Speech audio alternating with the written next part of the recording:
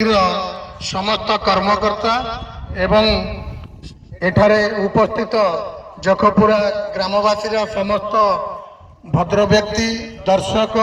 एवं आम दुई दल जी कि बयसर अतिक्रम करिगला परे भी आज मैदान रे दंडायमान होती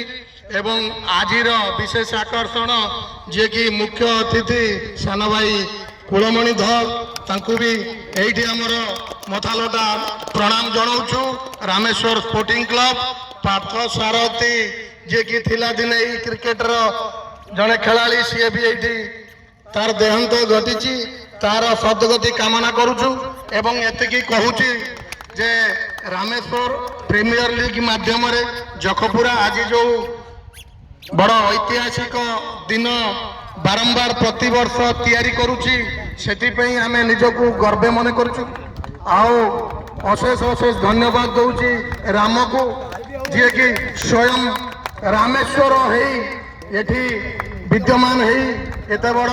अनुष्ठान ते तैयारी करी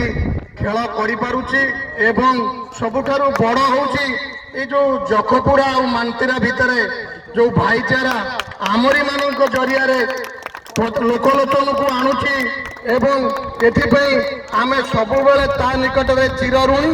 एवं जीवन सारा जखपुरा ग्राम निकट रे आमे चिर ऋण होई कि रहिबु। जय रामेश्वर, जय जखपुरा, जय रामेश्वर।